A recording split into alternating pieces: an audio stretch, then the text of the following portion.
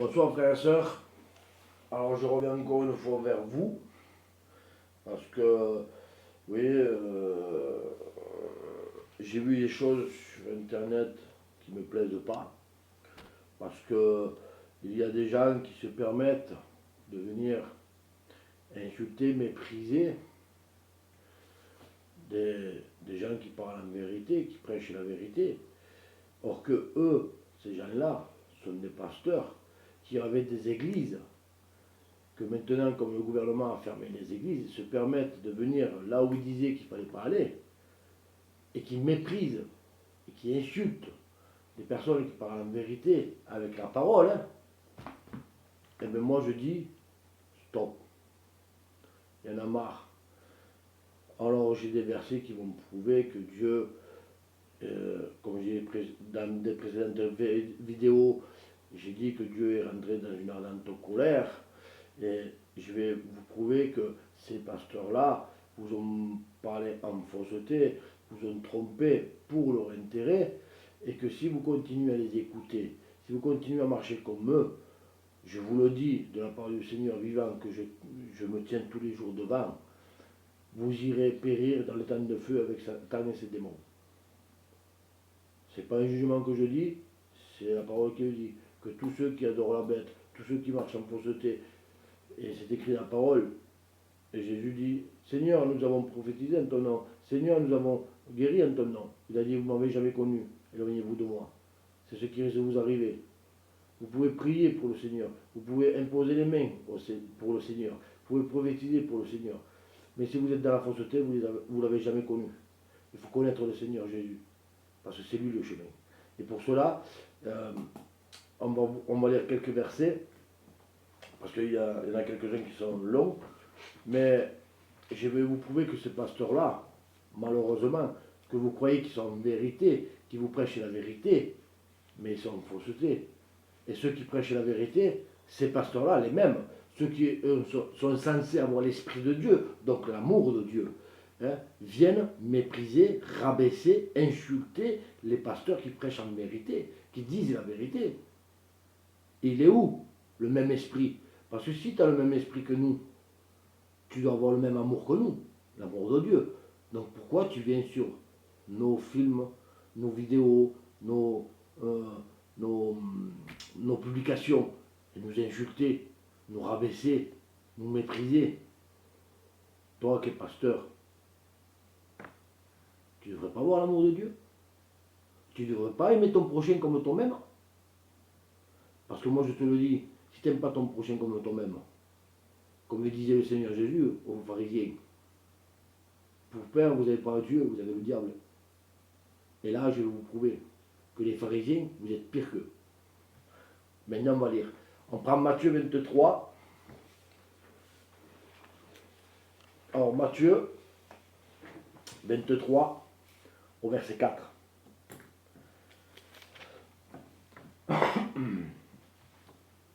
Alors, il est écrit comme ça, Matthieu 23, verset 4. Ils lient des fardeaux pesants et les mettent sur les épaules des hommes, mais eux-mêmes ne veulent pas les remuer du bout du doigt. Ils font toutes leurs actions pour être vus des hommes. Ainsi, ils élargissent leurs phylactères et ils agrandissent leurs franges de leurs vêtements. Ils aiment la première place dans les repas, les premiers sièges dans les synagogues et les salutations sur les places publiques. Alors déjà, ça c'est pour... On voit bien qu'ils mettent un fardeau sur les épaules des chrétiens. Parce que eux ne bougent pas du bout du doigt. C'est facile de dire aux chrétiens, il ne faut pas faire ci, il ne faut pas faire ça, mais eux le font. C'est ce que j'expliquais à la fois, c'est de l'hypocrisie. Ensuite, ils aiment les premières places. Quand on voit le pasteur, oh pasteur, oh mon frère, tiens, assis-toi là, première place. Ils aiment bien être vus, se glorifier. Et moi, je l'ai vu dans des églises. Et vous prenez n'importe quelle église, hein, n'importe lesquelles. Vous prenez les premières places, en général, elles sont réservées pour qui? pour des pasteurs. Que le pasteur qui prêche, qui soit devant, parce que ça lui permet d'être plus près de l'estrade pour prêcher, je le conçois. Mais les autres n'ont pas besoin d'être devant. Moi, après, j'ai vu des pasteurs se lever, prier, mais des longues prières de 4-5 minutes devant tout le monde. Et puis, tout le monde qui disait Amen, Amen, Amen. La seule différence, c'est qu'il n'y avait même pas d'onction, il n'y avait même pas de Saint-Esprit. Parce que moi, j'ai la chance, et merci Seigneur, que par rapport au ministère, je vois l'enveloppe du Saint-Esprit quand le pasteur prêche, quand le chrétien prie avec l'Esprit, il y a l'enveloppe aussi. Et ça, j'arrive à le voir. Et merci Seigneur. Et moi, j'ai vu dans mon église, mon ancienne, j'ai entendu des pasteurs dire je veux me laisser guider par le Saint-Esprit, mais il n'y avait même pas l'Esprit. Là, dernièrement, j'ai regardé une vidéo, et je vais dire le nom parce que c'est pas d'aujourd'hui que je le vois qu'en vidéo depuis 3 ans et demi, du pasteur Anton de Cavaillon.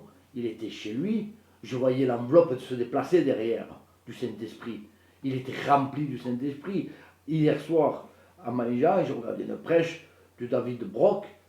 Il y avait l'huile de l'onction et le Saint-Esprit sur lui. Et il prêchait. Alors moi, je vous le dis, il y a des vrais chez Vie Lumière, des vrais chez les ADD, il y a des vrais chez d'autres opérations. Mais là, le problème qu'il y a, c'est que ces gens-là, jusqu'à maintenant, c'était les faux pasteurs. Moi, je parlais parce qu'il y a des faux pasteurs, hein, des pasteurs qui prêchent que pour leur intérêt. Ils disaient, il ne faut pas aller sur Internet, c'est Satan, et ceci, et cela. Puis à l'arrivée, ils font quoi maintenant?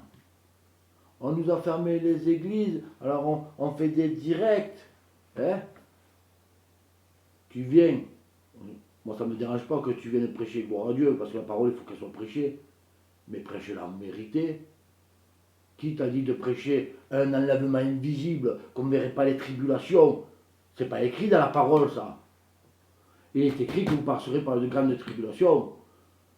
Pour arriver au royaume des cieux, je l'ai prêché dans ma dernière vidéo, nous passerons par des tribulations au pluriel. Et il est écrit qu'avant qu'on soit enlevés, nous les vivants, il faut que le Seigneur Jésus apparaisse. Mais pour cela, il faut qu'il y ait paix et sécurité sur terre. Donc le Seigneur Jésus ne va pas apparaître maintenant. Il ne va pas revenir maintenant. Il n'y a pas la paix ni la sécurité sur la terre entière. Pour cela, il faut qu'il y ait l'ordre mondial qui mette la paix. Mais pour cela, il faut passer par les tribulations.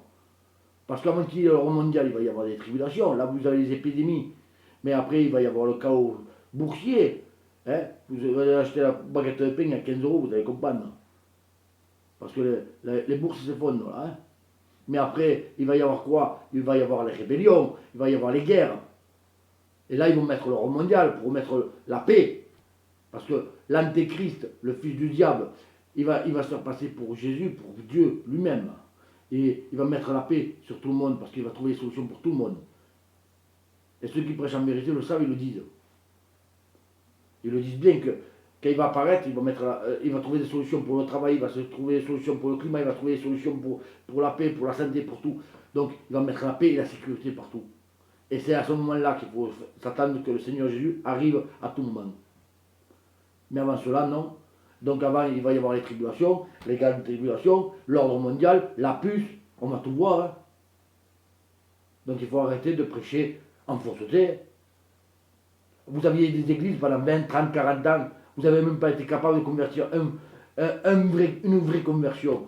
J'ai vu des pasteurs là qui ont prêché et qui étaient dans des églises, ils ont dit c'est pour ça qu'on n'avait pas de vraie conversion, on n'en voit plus de vraie conversion. Où on a des malades, des infirmes, des morts dans nos églises. Pourquoi? Parce que même les malades ne se lèvent plus, vous appellent. Pourquoi? Parce qu'ils savent qu'ils ne vont pas être guéris.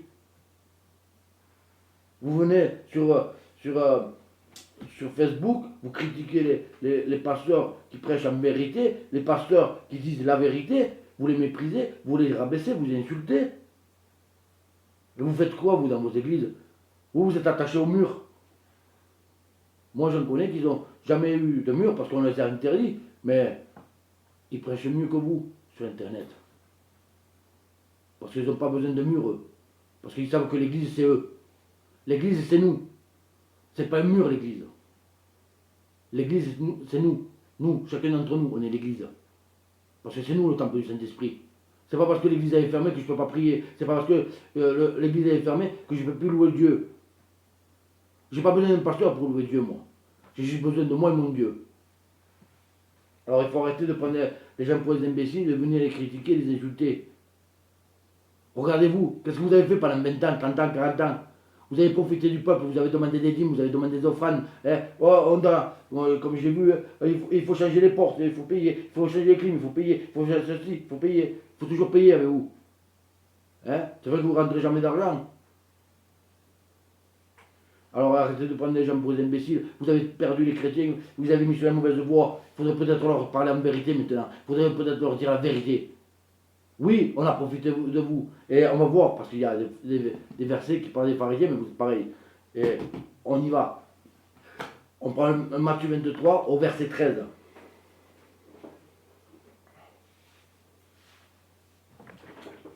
Matthieu 23, verset 13. Malheur à vous, scribes et pharisiens hypocrites, parce que vous fermez aux hommes le royaume des cieux. Vous n'y entrez pas vous-même et vous n'y laissez pas entrer ceux qui le voudraient. Et on continue parce que... Malheur à vous, scribes et pharisiens hypocrites, parce que vous dévorez les maisons des veuves et que vous faites pour l'apparence de longues prières. À cause de cela, vous subirez une condamnation particulièrement sévère. Malheur à vous, scribes et pharisiens, hypocrites, parce que vous courez la mer et la terre pour faire un prosélyte, et quand il est devenu, vous en faites un fils de la géhenne 2 fois pire que vous. Ah, qu'est-ce que ça veut dire le dernier verset là? Là, vous n'avez plus d'église, donc vous venez sur les réseaux pour essayer de convertir les gens, pour les ramener dans vos églises quand ils vont rouvrir. Et vous les rendrez pire que vous.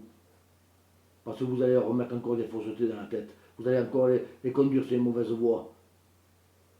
Parce que quand on voit des pasteurs dire, et je l'ai vu moi dans des églises, je dois aller faire un mariage païen, bon c'est païen, on ne devrait pas y aller, mais je vais quand même passer 2-3 heures. C'est quoi ces pasteurs? T'es pasteur toi? Tu vas dans les fêtes païennes, puis après tu vas dire aux chrétiens, il ne faut pas aller faire les fêtes païennes. Mais ne les fais pas déjà toi. Eh oui. Ou dire, il ne faut pas faire du black, du travail de noir, il ne faut pas le faire. Hein. Travail non déclaré, il ne faut pas le faire. Et puis qu'ils vont te cueillir des figos ou ils vont ramasser des asperges et tout ça, et les vendent au noir. Ils vendent au marché noir. Tu l'as déclaré ce que tu as vendu là? Tu dis aux autres il ne faut pas le faire, toi tu le fais. Et après vous dites que vous êtes en vérité, ou vous êtes en vérité. Alors on va continuer, parce que j'en ai d'autres. Matthieu 23, au verset 33.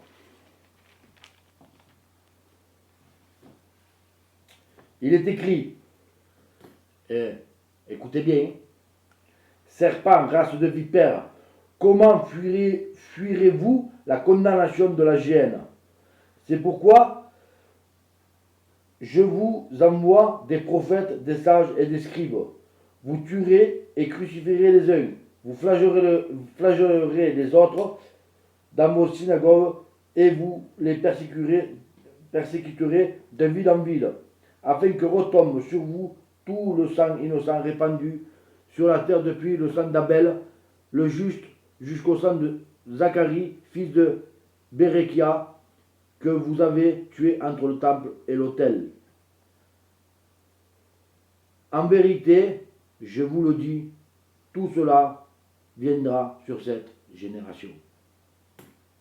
Nous sommes la dernière génération. Dieu a envoyé des prophètes, des sages, des scribes.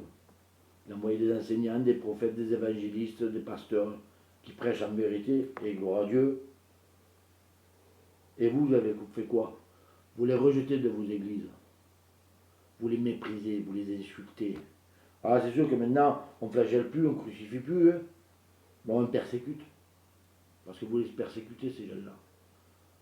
Moi, quand je vois qu'un frère est persécuté depuis plus de 18 ans, que je regarde sa vidéo, j'en pleure, tellement que ça me fait de la peine.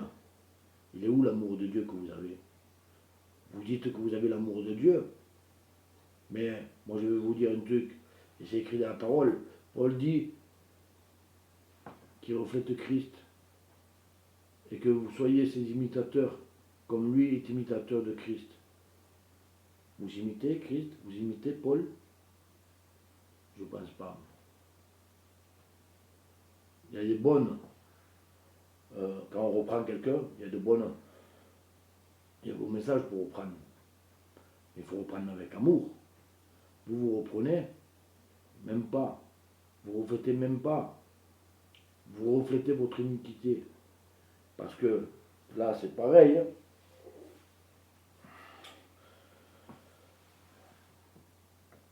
Il est écrit que dans, dans la parole, que vous lavez l'extérieur, vous faites l'apparence, mais l'intérieur, il est pourri. Là, premièrement, l'intérieur, et ça nettoie en même temps l'extérieur. Moi, j'en connais des pasteurs. Et j'ai vu ça. Une fois, j'étais dans une église. Il y a un pasteur qui prêchait, il disait à un ancien, tu aimes Dieu? Écoutez bien le rire. Hein. Ha ha ha ha ha. Ouais. Rire satanique, et ouais. Moi, je suis désolé. Tu me dis si j'aime Dieu? Non, j'aime pas Dieu, je l'adore. C'est mon seul Dieu unique. Parce que ça, c'est pareil, on le voit dans les églises. Il y a trois dieux. Alors, je vous explique. Le Père, Dieu le Père, Dieu le Fils, Dieu le Saint-Esprit, c'est faux. Il n'y a qu'un Dieu, il s'appelle le Père. Il y a le Fils qui est la parole, et le Saint-Esprit qui est l'Esprit de Dieu. Mais il n'y a qu'un Dieu. Même Dieu le dit. Parce que quand le riche il se met à genoux au pied de Jésus, il dit, Maître, mon bon maître. Et Jésus lui répond, Dieu seul est bon. Il n'a pas dit je suis bon. S'il serait Dieu, il dirait je suis bon. Il a dit Dieu seul est bon. Et dans toute la parole, vous prenez les évangiles, il dit je suis venu faire l'œuvre de celui qui m'a envoyé, qui est le Père. Alors vous prêchez trois dieux, vous prêchez n'importe quoi. Ensuite, et là je ferai une vidéo dessus exprès, sur les baptêmes, vous baptisez en blanc, où c'est écrit dans la parole. Rien du tout. Là j'ai récupéré une photo, et d'un frère, et merci, les premiers baptêmes évangéliques, quand il y a eu le réveil. La personne n'est pas en blanc, et elle a été baptisée pareil, et elle a eu l'onction pareille. Dans la parole, c'est pas écrit qu'il faut se baptiser en blanc. Et dans la parole, vous allez me dire, ouais, mais c'est écrit qu'il faut baptiser au nom du Père, du Fils et du Saint-Esprit. Oui. Mais seulement les catholiques eux-mêmes vous ont avoué que c'est eux qui l'ont rajouté. Regardez, vous prenez l'acte des apôtres. Quel est l'apôtre qui baptise au nom du Père, du Fils et du Saint-Esprit? Il baptise au nom de Jésus. Donc même vos baptêmes sont faux. Ensuite, il y a d'autres choses qui vont entrer en compte parce que la Sainte-Seine, c'est pareil, il faut du pain sans levain, il faut une seule coupe, mais c'est pour ça je ferai d'autres vidéos. Parce qu'elle est où ta conviction de foi si tu veux pas boire derrière ton frère? Tu n'as pas attrapé le micro, donc dans toi, tu te dis, Dieu n'est pas capable de me guérir si j'attrape la maladie de mon frère. Donc tu n'as pas de conviction de foi. Parce que les apôtres, il n'a pas dit aux apôtres, donnez-moi chacun votre coupe. Il a dit, prenez et buvez-en tous.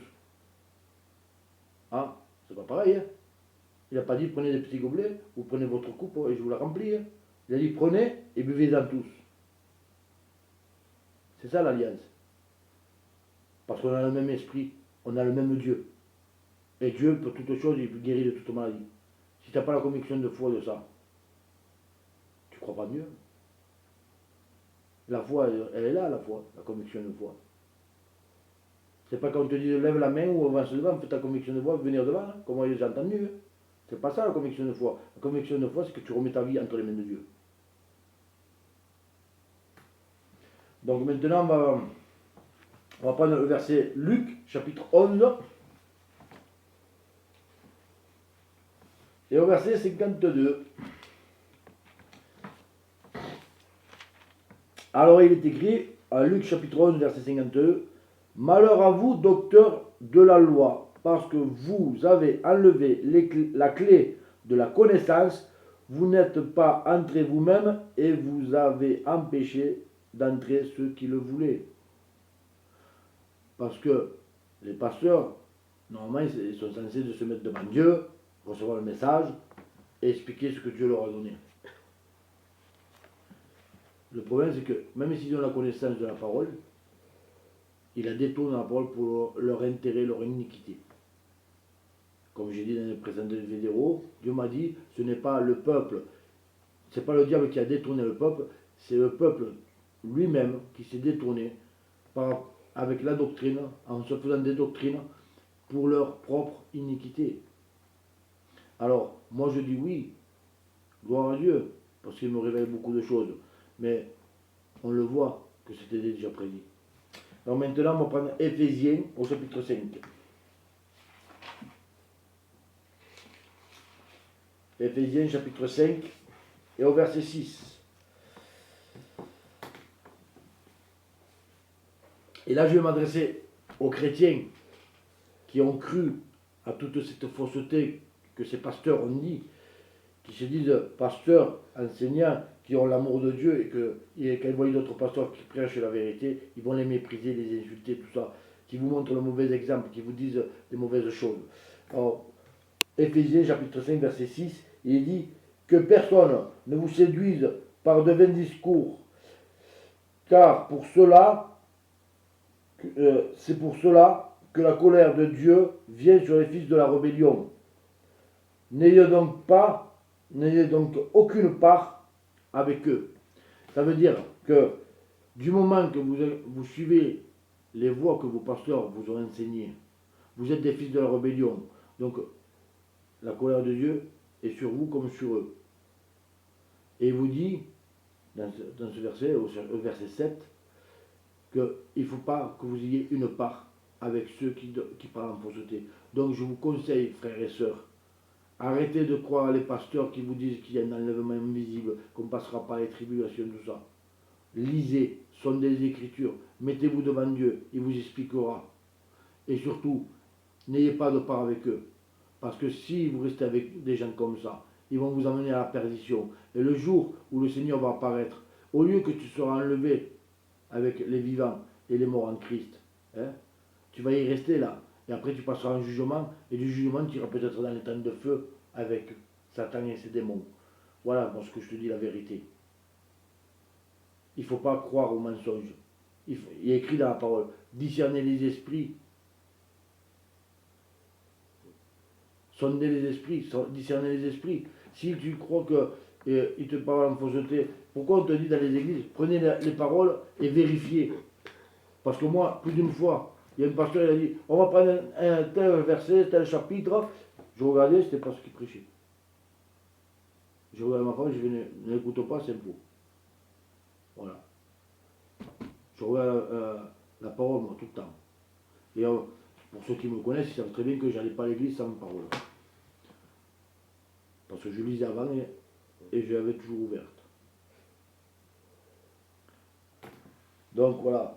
Après, nous allons prendre Malachie au chapitre 2.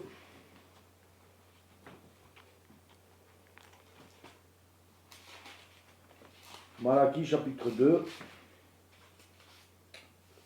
et au verset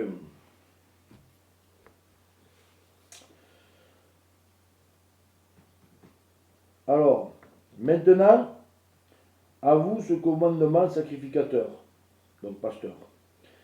Si vous n'écoutez pas, si vous ne prenez pas à cœur de donner gloire à mon nom, dit l'Éternel des armées, j'enverrai parmi vous la malédiction, et je maudirai vos bénédictions. Oui, je maudirai vos bénédictions, parce que vous ne la prenez pas à cœur. Et on continue avec Malachie chapitre 2, au verset 8. On va prendre la fin du verset 8. Pourquoi il dit ça, Seigneur? C'est simple. Il continue. Vous avez fait trébucher beaucoup d'hommes au moyen de la loi, au moyen de la parole. Vous avez violé l'alliance de Lévi, dit l'Éternel des armées. Et moi, je vous livrerai au dédain et à l'abaissement devant tout le peuple, parce que vous ne gardez point mes voies, et que vous faites des considérations de personnes dans l'application de la loi, de la parole. Dieu vous a appelé à conduire son peuple. Il vous a appelé à aimer son prochain comme soi-même. Mais d'abord cela, le premier commandement, c'est tu aimeras ton Dieu de toute ton âme, tout ton esprit, toute ta force, toute ta puissance, tout. Et tu aimeras ton prochain comme toi-même. Et de ces deux commandements découlent la loi et les prophètes. Vous allez détourner avec la doctrine, parce que j'entends Dieu est amour, il pardonne, Dieu est amour, il pardonne. Oui, vous avez oublié qu'il était droit juste avant. Il punit aussi. Parce que quand tu as l'amour de Dieu, l'amour de Dieu, c'est pas celui qui passe à la pommade. Oh, t'as péché, c'est pas grave, Dieu va te pardonner. Non, non. L'amour de Dieu, c'est t'as péché, repens-toi, parce que tu vas être puni, tu vas aller en enfer. Et surtout, l'amour de Dieu te pousse à dire la vérité. Si tu n'es pas poussé à dire la vérité, que tu vois ton frère pécher, tu dis c'est pas grave, Dieu te pardonne, non, non. Elle ne fait pas ça parce que tu vas être puni, tu vas aller à l'enfer, ça c'est la vérité. Et il est là l'amour de Dieu. Il est écrit dans la parole.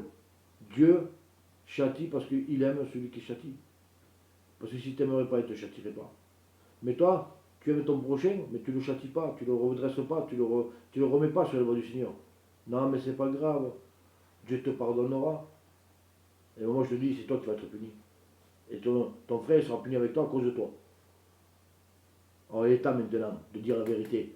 Oui, on vous a menti. Oui, on a profité de vous. Oui, on va voir les tribulations. Oui, il n'y a pas d'enlèvement invisible. Il faut dire la vérité. Hein. Parce que faut arrêter de tordre les Écritures. Il est écrit, tu n'enlèveras point, tu rajouteras point. Vous tordez les Écritures. Vous prenez les versets hors de leur contexte. Il faut savoir que les chapitres et les versets, jusqu'à 1500, il n'y en avait pas. Hein. La parole est écrite comme ça. Il n'y avait pas de chapitre, il n'y avait pas de verset. Il y avait, comme à l'époque, encore chez les Juifs à la synagogue, ils prennent le rouleau d'Ésaïe, ils les roulent, c'est écrit comme ça. Il y a tout le truc d'Ésaïe sur le même rouleau. Et ils déroulent. Ça fait une page, deux pages, trois pages, ainsi de suite. Mais il n'y a pas de verset, il n'y a pas de chapitre, il n'y a rien. C'est écrit au fur et à mesure. Et c'est qui a mis les chapitres et les versets, tout ça? Oh, laisse-moi deviner, les catholiques. Comme le verset qui a été mis, vous baptiserez au nom du Père, du Fils et du Saint-Esprit. C'est les catholiques qui l'ont mis en 800 au concile de Constantinople, là-bas, Constantin, je ne sais pas quoi. Hein. Toujours pareil, c'est toujours les catholiques. Hein. Il faut savoir que, dernièrement, les catholiques, et j'ai partagé la vidéo, mais encore une fois, personne n'a écouté, à regarder, ils disaient, du moment que tu es évangélique, protestant, tout ça, tu fais partie des catholiques. Parce que c'est quoi les protestants? Les évangéliques, ils sont rattachés aux protestants. C'est quoi les protestants? Ce sont des catholiques qui ont protesté contre le catholicisme, contre le pape. Ils ont protesté. Comme là, les gilets jaunes sont protestants du gouvernement. Ils protestent contre le gouvernement. Donc, c'est des protestants. Tous ceux qui vont pour leur cause, ils se rattachent aux protestants. Voilà. Eh bien, les évangéliques, les adventiques, les pentecôtistes, tous ceux-là qui sont rattachés aux protestants, et c'est un prêtre qui le dit, un diacre ou je ne sais pas quoi, un curé là, il a dit, du moment que vous êtes rattaché aux protestants, vous êtes catholique. Donc, moi je ne suis pas catholique. Moi, je suis la parole. C'est simple. Ce qui est écrit dans la parole, ça me suffit. Je n'ai pas besoin d'être rattaché à un mouvement. Moi. Et Dieu, de toute façon, va me faire sortir des mouvements exprès. Parce qu'il y avait trop de péchés dans les mouvements. Donc c'est pour ça que j'ai dit dans ma dernière vidéo. Si tu crois que tu as besoin d'un pasteur, d'une église, c'est pas vrai. Rentre dans ta chambre, enferme-toi, loue ton Dieu, lis ta parole. Dieu n'a pas besoin d'un pasteur ou d'une église pour se faire connaître à toi. Il a juste besoin que tu ouvres ton cœur. Sincèrement. Demande-lui et viens-là. Tu n'as pas besoin de personne. C'est entre toi et lui. C'est pas l'église qui va te donner le salut. C'est pas le pasteur qui va te donner le salut. Le salut appartient à chacun. Moi, ma femme, si elle ne se sauve pas, c'est pas moi qui vais lui donner le salut. Son salut lui appartient, mon salut m'appartient. Il n'y a que les enfants, comme il m'a dit Dieu, jusqu'à 12 ans, il leur sera pardonné. À partir de 13 ans, il faut qu'ils se repentent eux-mêmes et qu'ils se marchent dans les voies du Seigneur.